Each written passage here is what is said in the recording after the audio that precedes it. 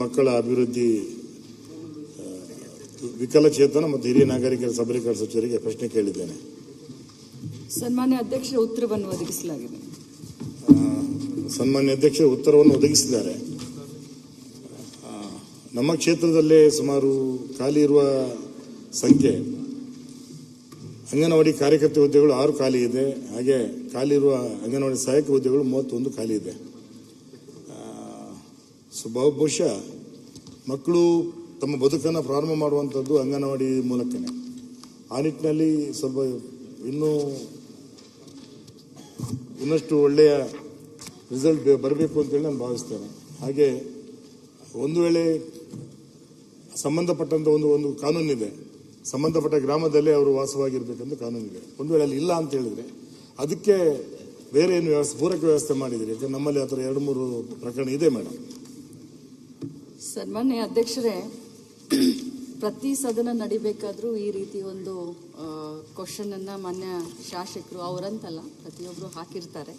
ನಾನು ಪದೇ ಪದೇ ಹೇಳ್ತೇನೆ, ಅಂಗನವಾಡಿ ಕಾರ್ಯಕರ್ತರಾಗಲಿ ಸಹಾಯಕರಾಗಲಿ ತತ್ಕ್ಷಣನೇ, ಯಾಕಂತಂದರೆ ಖಾಲಿ ಬಿಡಬಾರ್ದು ಹುದ್ದೆಗಳನ್ನು, ಇಮಿಡಿಯೇಟ್ ಆಗಿ ನಾವು ತೆಗೆದುಕೊಳ್ಬೇಕು ಅಂತ. ಮಕ್ಕಳ ವಿದ್ಯಾಭ್ಯಾಸಕ್ಕೆ ಭಾಳಷ್ಟು ಇದಾಗುತ್ತೆ ಅಂತ ಹೇಳಿ, ಅದರಲ್ಲೂ ಬಡವರ ಮಕ್ಕಳು ಅಂಗನವಾಡಿಗೆ ಬರೋದ್ರಿಂದ ಭಾಳಷ್ಟು ಕಾಳಜಿಯನ್ನು ನಾವಾಗಲಿ ನಮ್ಮ ಸರ್ಕಾರ ಆಗಲಿ ತೆಗೆದುಕೊಳ್ತಾ ಇದ್ದೇವೆ.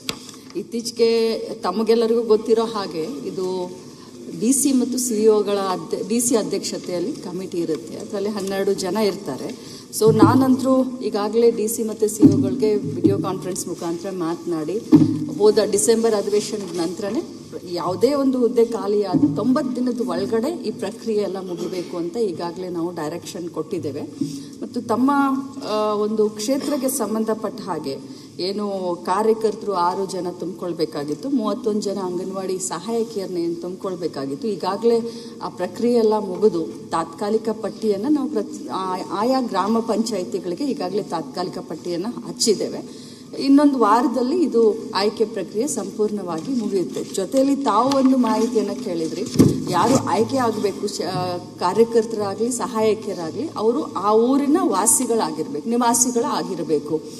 ಒಂದು ಸಂದರ್ಭದಲ್ಲಿ ಅವರು ಆ ಊರಿನ ನಿವಾಸಿಗಳು ಇಲ್ಲ ಅಂತಂದ ಸಂದರ್ಭದಲ್ಲಿ ಆ ಒಂದು ಗ್ರಾಮ ಪಂಚಾಯಿತಿಗೆ, ಆ ಒಂದು ಹೋಬಳಿಗೆ ಅವರು ಅಲ್ಲಿ ವಾಸವಾಗಿದ್ರೆ ರಹವಾಸಿಗಳ ಸರ್ಟಿಫಿಕೇಟ್ ಅನ್ನ ಹಚ್ಚಿದ್ರೆ ಖಂಡಿತವಾಗ್ಲೂ ಅವ್ರನ್ನ ನಾವು ಕನ್ಸಿಡರ್ ಮಾಡಿ. ಆ ತರ ಒಂದಷ್ಟು ಕೇಸಸ್ ಇದೆ ಮೇಡಮ್, ದಯವಿಟ್ಟು ಅದನ್ನ ಸೂಚನೆ ಕೊಡಬೇಕು ಅಂತ. ಖಂಡಿತವಾಗ್ಲೂ ತಮ್ಮ ಕ್ಷೇತ್ರಕ್ಕೆ ಸಂಬಂಧಪಟ್ಟಂತ CDP ಅವ್ರ ಹತ್ರ ಕರೆದು DD ಹತ್ರ ನಾನು ಮಾತಾಡ್ತೇನೆ. ಖಂಡಿತವಾಗ್ಲೂ. ಧನ್ಯವಾದ.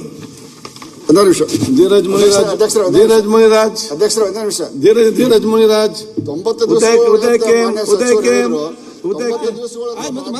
ಜಿಲ್ಲಾಧಿಕಾರಿಗಳ